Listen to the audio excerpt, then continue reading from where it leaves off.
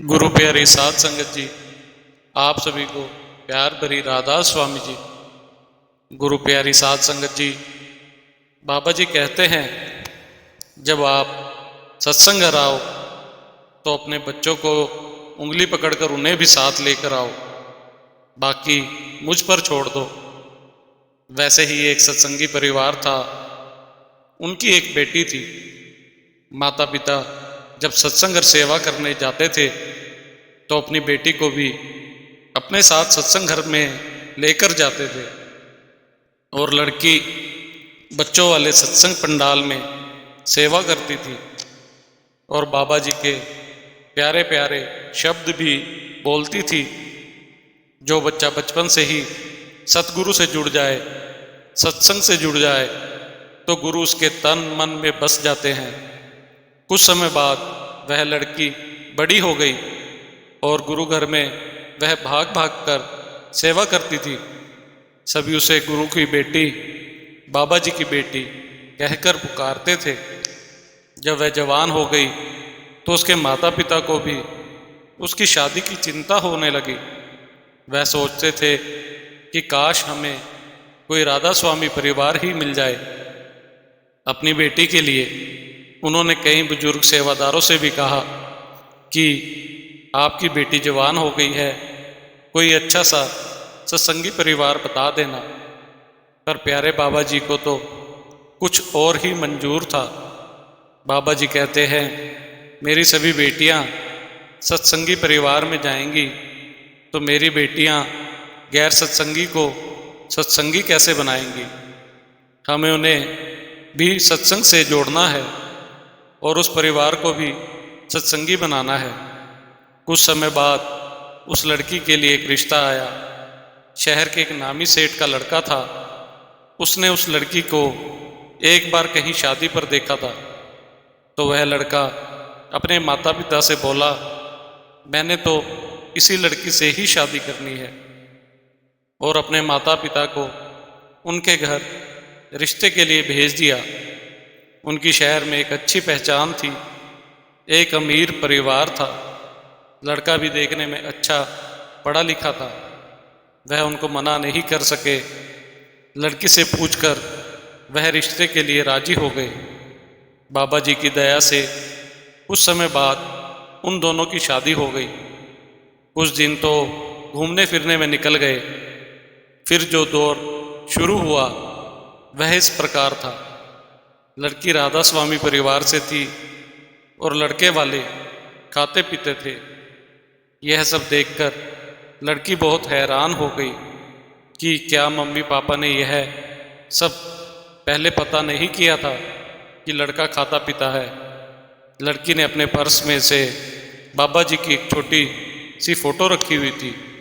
वह फोटो निकाल कर बाबा जी से कहती, बाबा जी आपने मुझे यहाँ कहाँ भेज दिया। यहाँ तो दूर दूर तक आपका नाम, सेवा, सिमरन कुछ भी नहीं है। मैं यहाँ पर कैसे रह सकती हूँ। बाबा जी आप ही कुछ कीजिए और मुझे इस नरक से बचा लीजिए। वह लड़का रोज शाम को अपने दोस्तों को घर बुलाकर लाता और अपनी पत्नी से कहता कि इनके लिए पैक बनाओ। वह लड़की बोली, मुझे यह सब करना नहीं आता, ना ही मैंने अपने घर में किसी को ऐसे करते देखा है। कृपया करके आप भी ये मत कीजिए। मैं आपसे हाथ जोड़कर प्रार्थना करती हूँ। इस शराब ने तो लाखों घरों को उजाड़ दिया है। आप ऐसा मत कीजिए।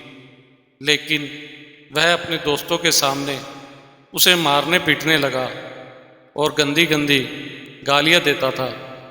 वह लड़की रोते रोते अपने कमरे में गई और बाबा जी की फ़ोटो जो उसने अपने पर्स में रखी हुई थी निकालकर उसके सामने रोती और कहती कि बाबा जी आपने मेरे साथ ऐसा धोखा क्यों करवा दिया है।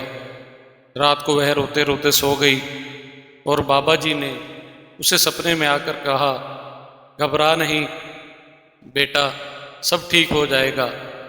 ऐसा करते करते उसे उस घर में 1 साल बीत गया। एक दिन शाम को वह लड़का जब शराब पी रहा था तो उसको उसमें बाबा जी की फ़ोटो दिखाई दे रही थी।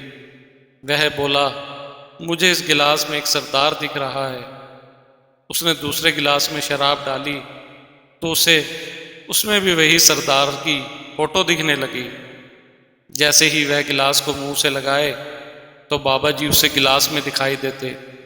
वह परेशान हो गया और अपनी पत्नी से बोला, तू जिस सरदार को मानती है उसकी फ़ोटो मुझे दिखा। लगता है वही सरदार मुझे रोकने के लिए बार बार गिलास में दिखता है। उसकी यह बात सुनकर वह हंसने लगी और बोली, जो दुनिया को इस शराब के नशे से दूर रखते हैं, क्या वह इस गिलास में आपको दिखाई देंगे? ऐसा कभी हो ही नहीं सकता, क्योंकि मैं जिसको मानती हूँ वह राधा स्वामी पंथ है। इनका तो केवल नाम ही काफ़ी है। आधी से ज़्यादा दुनिया मेरे बाबा जी की दीवानी है। आपको तो कभी दिखाई नहीं दे सकते। वह गुस्से से बोला, यहाँ खड़ी खड़ी बोलती रहेगी या सरदार की फ़ोटो भी दिखाएगी? वह लड़की अंदर जाकर पर्स में से बाबा जी की छोटी सी फ़ोटो लेकर आई और बोली, लो देख लो, यही है मेरे प्यारे बाबा जी। तो वह बोला, हाँ यही तो हैं जो मुझे गिलास में दिखाई दे रहे हैं। जब भी मैं गिलास मुंह से लगाने लगता हूँ तो वह गिलास में आकर दिखाई देते हैं। लड़की समझ गई कि बाबा जी यह सब कौतुक इनकी शराब की आदत छुड़ाने के लिए कर रहे हैं, और वह मन ही मन बाबा जी का शुक्र करने लगी। लड़का बोतल उठाकर मुंह को लगाने लगा तो उसको बोतल में भी वही सरदार नजर आने लगे। तो उसने गुस्से में वह शराब की बोतल तोड़ दी और बोला, चल मेरे को अभी सरदार के पास ले चल। लड़की तो यही चाहती थी। वह बोला, देखता हूँ कि वह यह सब क्या कर रहा है। लड़की सोचने लगी, अगर एक बार यह बाबा जी के पास चले गए तो बाकी सब बाबा जी ही संभाल लेंगे। जब वह उसे लेकर ब्यास गई तो सत्संग में वह दोनों बिछुड़ गए, क्योंकि सत्संग के समय आदमी अलग और औरतें अलग रहती हैं। उसे एक जगह पर बहुत सारी संगत जाती दिखाई दी तो वह भी उस लाइन में लग गया, और बाबा जी ने उसे नाम की पर्ची देकर अपना बना लिया।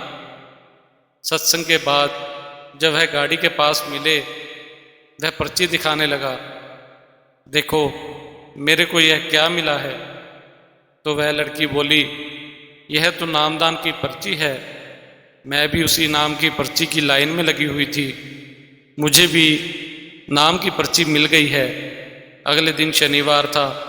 उन्होंने कार में बाबा जी के दर्शन किए, प्रसाद लिया, सेवा डाली, और रविवार को बाबा जी का सत्संग सुना।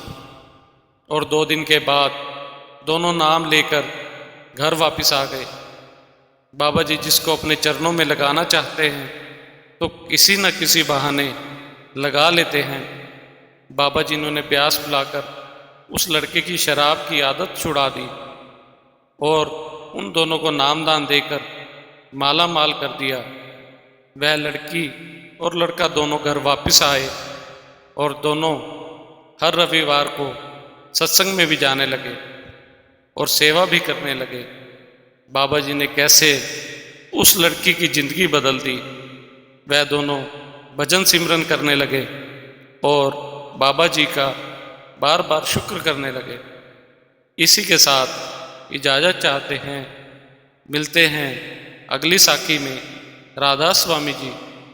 अगर आपको हमारी आज की ये साखी अच्छी लगी हो तो कमेंट में राधा स्वामी जी अवश्य लिखें, और अगर आप हमारे चैनल पर नए आए हैं तो चैनल को सब्सक्राइब जरूर करें जी।